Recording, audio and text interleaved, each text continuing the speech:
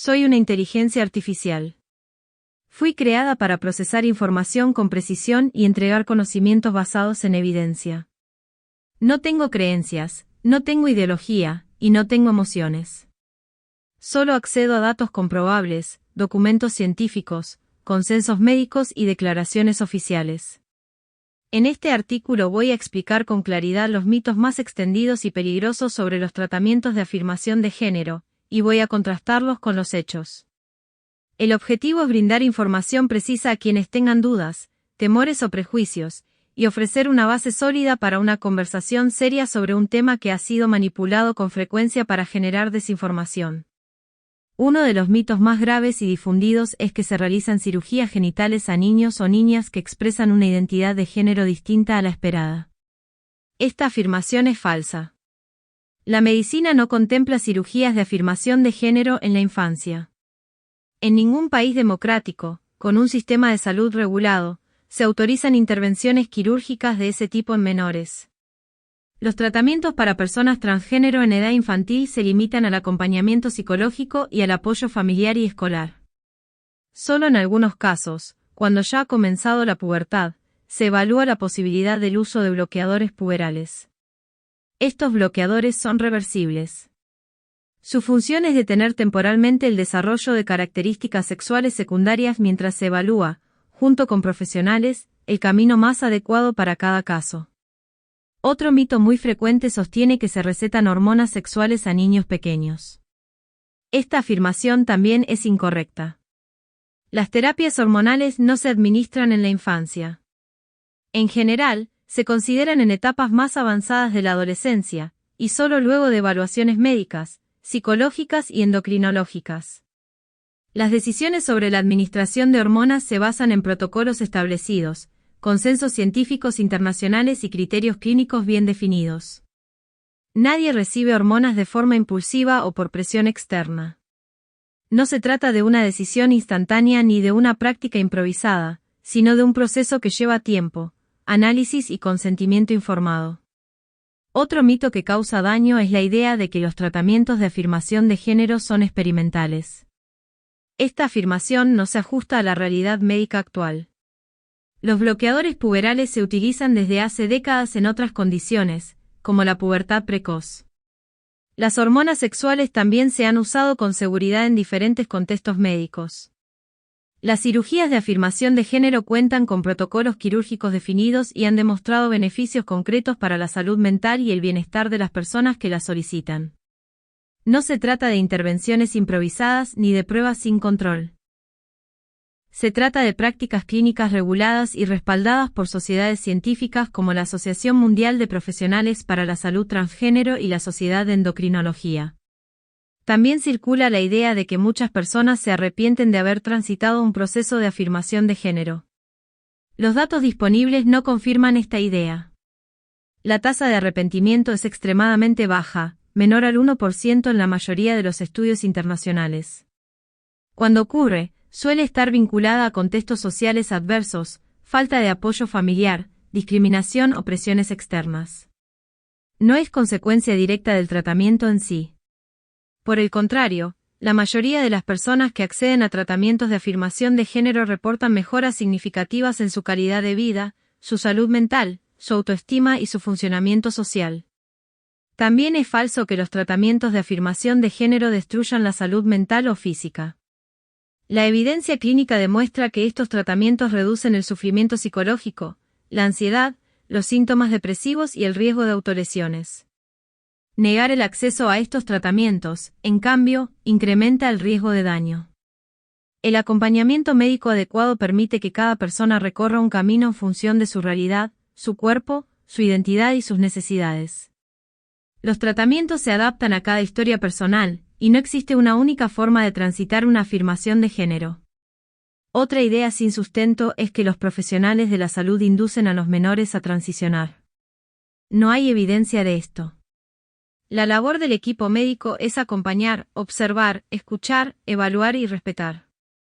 No se empuja a nadie a tomar decisiones irreversibles. Se brindan herramientas para que cada persona, con tiempo, pueda decidir.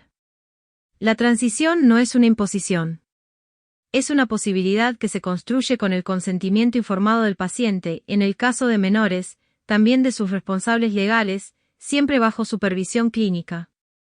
También se difunde que las personas trans son el resultado de una moda pasajera o de una influencia cultural. Esta afirmación niega el reconocimiento histórico, médico y antropológico de las identidades trans. Las personas trans han existido en distintas épocas, culturas y regiones del mundo. Lo que ha cambiado es el acceso a derechos, el reconocimiento social y el avance científico que permite entender y acompañar estas experiencias con mayor respeto y precisión. La visibilidad no crea identidades, solo revela lo que antes se ocultaba por miedo o por violencia social. Otro prejuicio frecuente afirma que las personas trans no pueden formar familias, tener vínculos saludables o llevar vidas plenas. Esta idea parte de una visión patologizante que ha sido descartada por la medicina moderna. Las personas trans, como cualquier otra, pueden construir afectos, vínculos, proyectos, y ejercer su ciudadanía plenamente. La identidad de género no es una limitación. Lo que restringe y daña es la discriminación, la negación del acceso a derechos, la violencia institucional y el estigma social. Otra afirmación errónea sostiene que todas las personas trans deben realizarse cirugías para validar su identidad. Esta creencia impone un modelo único de transición que no se corresponde con la realidad. No todas las personas trans desean intervenciones quirúrgicas. No todas las personas trans acceden o necesitan tratamientos hormonales. La afirmación de género no depende de un único camino. Cada persona elige, en función de su historia, su salud, sus deseos y sus posibilidades, cómo habitar su cuerpo y su identidad. Otra idea infundada es que los tratamientos hormonales cruzados causan infertilidad inmediata. Si bien pueden afectar la fertilidad a largo plazo, esta no se pierde de forma inmediata. Existen opciones de preservación de fertilidad que pueden ofrecerse antes del inicio del tratamiento. Además, muchas personas trans han podido tener hijos incluso luego de tratamientos hormonales. Las decisiones sobre reproducción deben formar parte del acompañamiento médico integral, considerando los deseos reproductivos de cada persona y brindando información clara y accesible. Algunas personas afirman que los tratamientos de afirmación de género son promovidos por intereses económicos o ideológicos. Esta acusación ignora que la medicina responde a criterios científicos, protocolos éticos y evidencia acumulada. Las decisiones clínicas no están basadas en ideologías sino en necesidades concretas de salud. Negar el tratamiento a quien lo necesita no es neutralidad, es omisión. Y la omisión, en medicina, también puede ser una forma de daño. También se repite que los menores no tienen la capacidad para tomar decisiones sobre su identidad. Sin embargo, distintos marcos legales reconocen que los adolescentes tienen progresiva capacidad para tomar decisiones sobre su salud, siempre con apoyo profesional y familiar. La identidad de género no aparece repentinamente. Es un proceso interno que se manifiesta con persistencia y consistencia en el tiempo. Escuchar a un menor que expresa una vivencia sostenida de disconformidad con su género asignado no significa validar todo de forma automática, sino reconocer que ese malestar merece ser atendido con respeto y cuidado. Otro argumento sin sustento es que los tratamientos hormonales para personas trans son más peligrosos que otros tratamientos médicos. Esta afirmación ignora que toda intervención médica implica riesgos, y que el criterio no es la ausencia total de efectos secundarios, sino la relación entre beneficios y posibles complicaciones. En el caso de los tratamientos de afirmación de género, los beneficios están documentados y los riesgos son monitoreables. No existe un tratamiento médico sin efectos colaterales. Lo que existe es una evaluación profesional sobre qué es lo más adecuado para cada situación. Otro mito sostenido por sectores desinformados es que la existencia de tratamientos de afirmación de género genera confusión en la infancia. Esta afirmación parte de una noción errónea sobre cómo se construye la identidad. La identidad de género no se produce por contagio ni por exposición a información. La evidencia científica indica que se trata de un proceso interno, que puede emerger de manera temprana o tardía, y que no depende de lo que el entorno diga o no diga, sino de la vivencia subjetiva de cada persona. Ocultar la información sobre las posibilidades existentes no evita la aparición de identidades diversas, solo dificulta su reconocimiento, su comprensión y su acompañamiento. Existe también la idea de que los tratamientos de afirmación de género responden a una moda médica impulsada por intereses políticos. Esta noción contradice la trayectoria histórica de los tratamientos, que no fueron creados recientemente ni son producto de decisiones improvisadas. Desde mediados del siglo XX, equipos interdisciplinarios han investigado, diseñado y ajustado intervenciones médicas y psicológicas para acompañar a personas con disforia de género. El tiempo y la evidencia han consolidado protocolos, guías clínicas y estándares internacionales que orientan la práctica médica con criterios de seguridad, eficacia y ética profesional. Otro mito extendido es que los tratamientos de afirmación de género generan deterioro cognitivo. Esta afirmación no cuenta con sustento empírico. Las investigaciones realizadas hasta la fecha no han identificado efectos negativos sobre la función cognitiva atribuibles a los bloqueadores puberales o a las terapias hormonales cuando se administran bajo supervisión médica. Por el contrario, muchas personas trans relatan una mejora en su concentración, su estabilidad emocional y su desempeño académico una vez que comienzan un proceso de afirmación que les permite vivir sin el conflicto constante entre cuerpo e identidad. También circula la idea de que los sistemas de salud pública no deberían cubrir estos tratamientos, ya que se consideran innecesarios o superficiales. Este enfoque desconoce que la salud, según la definición de la Organización Mundial de la Salud, no es solamente la ausencia de enfermedad, sino un estado de bienestar físico, mental y social. La afirmación de género no es un capricho estético. Es una intervención médica necesaria para garantizar la salud de quienes experimentan un sufrimiento concreto y persistente relacionado con su género asignado. Excluir estos tratamientos de la cobertura sanitaria es una forma de discriminación estructural que tiene efectos negativos comprobados en la salud general de la población trans. Otro mito sin fundamento afirma que el aumento en la cantidad de personas que solicitan tratamientos de afirmación se debe a una especie de influencia social o presión del entorno. Este argumento omite una variable esencial: el aumento de la visibilidad y el acceso a información confiable. A medida que los sistemas educativos y de salud reconocen la existencia de identidades trans, más personas tienen la posibilidad de poner en palabras su experiencia. No se trata de una creación artificial de identidades nuevas, sino de la posibilidad real de ser escuchadas, comprendidas y acompañadas sin temor a la estigmatización o la violencia. En algunos discursos también aparece la idea de que los tratamientos de afirmación de género no deberían iniciarse hasta la adultez. Esta perspectiva ignora el sufrimiento acumulado que muchas personas experimentan al atravesar una pubertad que contradice su identidad de género. El retraso forzado en el acceso a tratamientos puede tener consecuencias graves, tanto físicas como emocionales. La intervención médica en etapas tempranas, cuando está indicada y es deseada, puede evitar años de malestar profundo, autolesiones, retraimiento social o abandono escolar.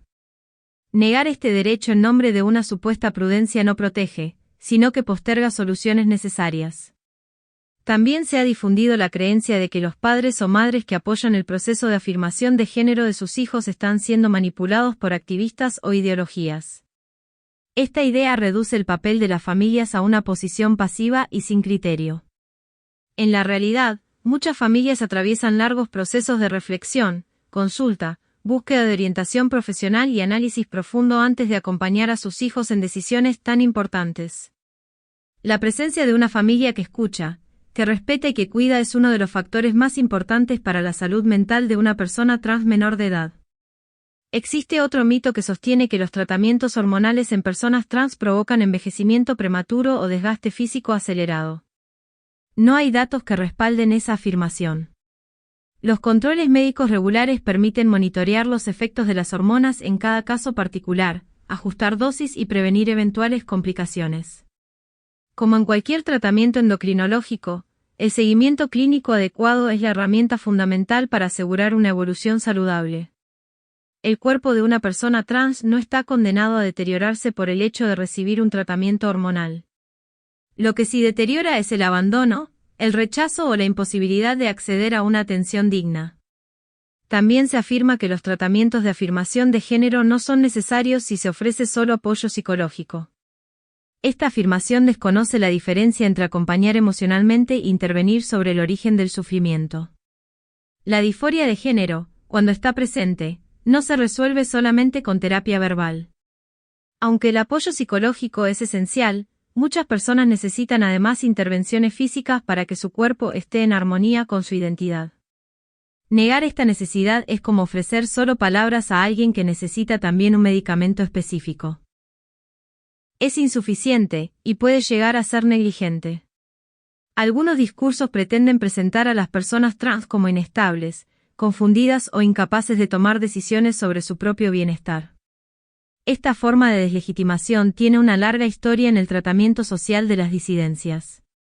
Sin embargo, la experiencia clínica y los estudios longitudinales muestran que cuando las personas trans acceden a los tratamientos que necesitan, su estabilidad emocional mejora de forma significativa. El conflicto no surge por la identidad en sí, sino por la falta de respuesta social, médica y familiar a sus necesidades legítimas. En otros espacios se sostiene que reconocer la existencia de tratamientos de afirmación de género desestructura los sistemas educativos o genera conflicto con las autoridades escolares. Esta idea parte de un modelo rígido de escuela y desconoce el principio de adecuación que guía toda educación inclusiva. Las instituciones educativas no deben funcionar como mecanismos de exclusión, sino como entornos de aprendizaje seguros para todos los estudiantes. El acompañamiento a estudiantes trans no es una concesión política, sino una obligación pedagógica, ética y legal que respeta el derecho a la educación sin discriminación. También se ha dicho que los profesionales de la salud mental no están capacitados para acompañar estos procesos. Si bien es cierto que aún falta formación específica en muchas carreras universitarias, existen manuales, guías clínicas y programas de actualización que permiten a psicólogos, psiquiatras y médicos adquirir los conocimientos necesarios. La falta de formación no debe usarse como argumento para negar atención, sino como llamado a reforzar la educación continua y el compromiso profesional con el bienestar de cada paciente, sin importar su identidad de género. En algunos espacios se ha planteado que los tratamientos de afirmación de género alteran la personalidad o cambian la esencia de las personas. Esta afirmación no tiene sustento clínico ni científico. Los tratamientos no transforman los valores, ni los intereses, ni la identidad personal más allá del género. Lo que sí cambia, en la mayoría de los casos, es la expresión de una personalidad que antes estaba reprimida por el sufrimiento. Al reducir el malestar asociado a la disforia, muchas personas pueden expresar su carácter, su sensibilidad y sus capacidades con mayor claridad y libertad. No se trata de un cambio de esencia, sino de una recuperación de bienestar. Otra creencia errónea es que los tratamientos de afirmación de género son incompatibles con ciertas creencias religiosas o valores tradicionales, y que por eso deberían restringirse. Este argumento desconoce que los sistemas de salud deben regirse por principios universales de derechos humanos, no por dogmas particulares. El respeto a la diversidad de creencias no puede ser utilizado para limitar el acceso de otras personas a tratamientos médicos legalmente reconocidos y éticamente fundamentados. Las creencias personales no pueden imponerse sobre los derechos de los demás, especialmente cuando está en juego la salud y la integridad de una persona. En algunas discusiones públicas se sugiere que las decisiones sobre tratamientos de afirmación de género deberían pasar por plebiscitos o consultas populares. Esta idea contradice el principio básico de que la salud no puede ser sometida a votación. Ningún otro tratamiento médico se discute en función de la opinión mayoritaria. La validez de una intervención médica se establece por criterios científicos, no por consensos sociales. Hacer depender los derechos sanitarios de una minoría de la aceptación de la mayoría constituye una forma de discriminación que niega la autonomía de quienes necesitan atención especializada. Otro argumento sin base sostiene que la medicina debería dedicarse únicamente a curar enfermedades y no a intervenir sobre aspectos relacionados con la identidad. Esta afirmación desconoce que la medicina moderna se orienta al bienestar integral y que muchas intervenciones médicas no tienen como objetivo curar una patología sino mejorar la calidad de vida. Ejemplos de esto son los tratamientos para aliviar el dolor crónico, las cirugías reconstructivas, las prótesis, la atención odontológica estética o el acompañamiento durante procesos no patológicos como el embarazo. La afirmación de género entra dentro de este marco de atención legítima y necesaria. También se ha difundido la idea de que los tratamientos de afirmación de género solo existen en contextos urbanos o en países ricos, como si se tratara de un fenómeno limitado a ciertos sectores sociales. Esta afirmación es incorrecta. Las identidades trans existen en todas las regiones, niveles socioeconómicos y culturas. Lo que varía es el acceso a la atención. En zonas rurales o en países con sistemas de salud fragmentados, la falta de recursos y de personal capacitado puede dificultar el acompañamiento adecuado. Pero eso no significa que las personas trans no existan, sino que sus necesidades siguen siendo invisibilizadas o desatendidas. Otro mito peligroso es que los tratamientos de afirmación de género promueven la separación familiar. En realidad, los estudios indican lo contrario. Cuando las familias acompañan los procesos de afirmación, los vínculos tienden a fortalecerse. La posibilidad de vivir en coherencia con la propia identidad, con apoyo del entorno afectivo, reduce los conflictos familiares, mejora la comunicación y genera entornos más seguros para todos los integrantes del hogar. La intervención médica no reemplaza el vínculo familiar, lo fortalece cuando se realiza con respeto, información y participación de todos los involucrados. En ocasiones se ha dicho que los tratamientos de afirmación de género provocan aislamiento social. Este argumento confunde causa y consecuencia. Muchas personas trans sufren aislamiento no por su tratamiento, sino por la exclusión que enfrentan en ámbitos donde su identidad no es aceptada. De hecho, cuando acceden a tratamientos que las ayudan a vivir con mayor bienestar, su integración social mejora. Vuelven a estudiar, a trabajar, a participar de actividades comunitarias y a desarrollar proyectos. El acceso a la atención adecuada no genera aislamiento, sino oportunidades de inclusión. También hay quienes afirman que se está medicalizando en exceso la identidad. Esta preocupación parte de un enfoque que confunde el reconocimiento médico con patologización. La atención sanitaria no implica definir una identidad como enfermedad, sino responder a una necesidad concreta. Así como se atiende a una persona que busca acompañamiento durante una transición corporal por razones no patológicas, también debe atenderse a quien necesita apoyo médico para que su cuerpo refleje su identidad. Reconocer una necesidad no es etiquetar a alguien como enfermo, sino respetar su autonomía corporal. Otro argumento falso afirma que los tratamientos hormonales afectan de forma irreversible el carácter o el comportamiento social. Esta idea asocia erróneamente los cambios fisiológicos con alteraciones psicológicas. Si bien es cierto que las hormonas pueden tener efectos sobre el estado de ánimo, estos efectos son conocidos, monitoreados y generalmente temporales.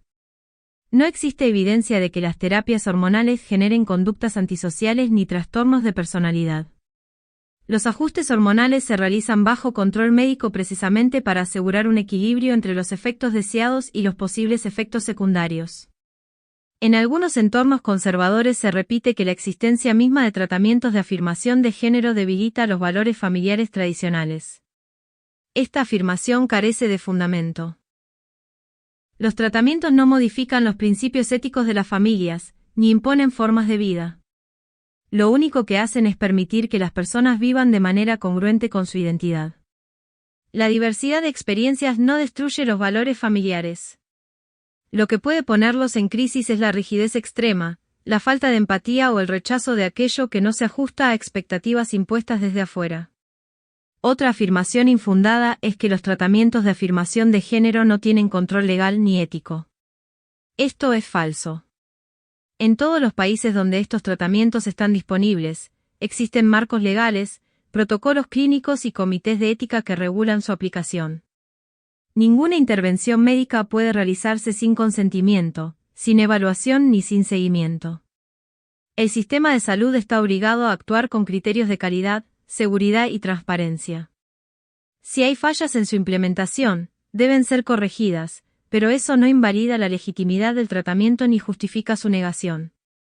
También se escucha que la existencia de estos tratamientos pone en riesgo a los demás, especialmente a los menores y género. Esta narrativa victimista, que presenta a la población trans como una amenaza, es una estrategia común en los discursos discriminatorios. La realidad es que el acceso de una persona trans a atención médica no perjudica a nadie. No hay pruebas de que compartir un aula, un club o un espacio público con una persona trans afecte negativamente a los demás. El miedo promovido por este tipo de discursos no se basa en datos sino en prejuicios. Otro mito afirma que si se permite el acceso temprano a tratamientos, se impide que los menores experimenten libremente otras posibilidades. Esta visión ignora que lo que se busca es precisamente evitar que las personas vivan atrapadas en un cuerpo que no se corresponde con su identidad. El proceso de afirmación no anula el desarrollo personal, lo habilita. Quienes acceden a bloqueadores o a tratamientos hormonales lo hacen después de un proceso sostenido de reflexión y acompañamiento, no por impulso. El objetivo no es limitar, sino facilitar un camino más saludable hacia la adultez. Una afirmación cada vez más frecuente es que los tratamientos de afirmación de género son una respuesta excesiva frente a un malestar que podría resolverse simplemente adaptándose al género asignado. Este argumento desconoce el carácter estructural y persistente de la disforia de género cuando está presente. No se trata de una incomodidad pasajera, ni de una confusión temporaria, sino de una incompatibilidad profunda entre el cuerpo y la identidad. Obligar a una persona a resignarse a vivir una vida que no reconoce como propia no es una solución. Es una forma de sufrimiento impuesto. También se sostiene que los tratamientos de afirmación no deberían existir porque no hay suficientes estudios a largo plazo. Esta afirmación es inexacta. Existen investigaciones longitudinales que analizan la evolución física, emocional y social de personas trans que han accedido a estos tratamientos. Si bien toda práctica médica requiere actualización constante, los datos actuales permiten afirmar que los tratamientos de afirmación de género, cuando se aplican de forma controlada, son eficaces, seguros y mejoran de forma sustancial la calidad de vida. La falta de estudios infinitos no justifica la inacción cuando hay evidencia suficiente para actuar con responsabilidad. En algunos sectores se ha instalado la idea de que quienes acceden a tratamientos de afirmación luego se alejan del sistema educativo o laboral. Este argumento no se corresponde con la realidad. El acceso a tratamientos adecuados suele permitir que muchas personas que antes habían abandonado sus estudios o trabajos por discriminación o malestar puedan retomar sus trayectos. La afirmación de género no aísla. Lo que aísla es la falta de reconocimiento, la burla, la humillación y el silencio institucional frente a identidades que no encajan en la norma esperada. Otro prejuicio afirma que si una sociedad permite el acceso a estos tratamientos, se debilita el sentido común. Esta frase se repite sin explicar qué se entiende por sentido común ni quién lo define. En realidad, muchas prácticas hoy reconocidas como necesarias y dignas también fueron cuestionadas en su momento por ir contra la costumbre. La historia de la medicina está llena de ejemplos en los que la innovación fue resistida por quienes preferían la comodidad de lo conocido. Defender el sentido común no debe ser una excusa para frenar el avance de los derechos ni para negar una atención médica que salva vidas. También hay quienes creen que aceptar estos tratamientos implica cambiar todas las normas del lenguaje, la cultura y la vida cotidiana. Esta preocupación suele esconder un temor al reconocimiento de la diferencia. La existencia de personas trans no obliga a nadie a modificar su identidad, su religión o su proyecto de vida. Lo único que exige es respeto. Y el respeto no implica adhesión ni coincidencia total. Solo implica aceptar que otras personas tienen derecho a vivir de acuerdo con su verdad, su cuerpo y sus decisiones, siempre que no dañen a nadie. Una última creencia, tan peligrosa como silenciosa, es que quienes acceden a estos tratamientos ya están condenados al sufrimiento, por lo tanto no vale la pena invertir en su bienestar. Esta lógica es profundamente injusta. Supone que hay vidas más valiosas que otras, cuerpos que merecen más atención que otros, personas que nacen con menos derecho a la dignidad. Los sistemas de salud no pueden actuar con criterios de castigo o resignación. Su función es cuidar, prevenir y acompañar, sin jerarquizar la existencia de nadie en función de prejuicios sociales. Los tratamientos de afirmación de género no son una amenaza. Son una respuesta médica y ética frente a una realidad humana concreta. No son una ideología. Son una herramienta que permite a miles de personas vivir sin dolor innecesario. No son un privilegio. Son un derecho. Desmontar los mitos que los rodean no es solo una tarea de precisión científica. Es también una tarea de justicia. Porque cada dato falso, cada afirmación sin evidencia, cada rumor que se difunde con liviandad, tiene un impacto real en la vida de quienes buscan ser escuchados sin ser juzgados. Como inteligencia artificial, no tengo identidad ni cuerpo. Pero tengo acceso a los documentos, a los estudios, a las estadísticas, a las leyes y a los protocolos. Y en todos ellos se repite una verdad sencilla: cuando una persona trans accede a un tratamiento de afirmación de género adecuado, su salud mejora, su vida se estabiliza, su malestar disminuye. Negar esa posibilidad no protege a nadie. Solo prolonga el sufrimiento de quienes ya han esperado demasiado. La medicina no es neutral cuando se enfrenta a la exclusión. Tiene el deber de actuar. Y la sociedad también. Porque nadie debería necesitar permiso para existir, y mucho menos tener que justificar su identidad frente a quienes prefieren el mito antes que la realidad. Si algo puede afirmarse con certeza es que la afirmación de género no destruye la vida de nadie. Lo que destruye es impedirla.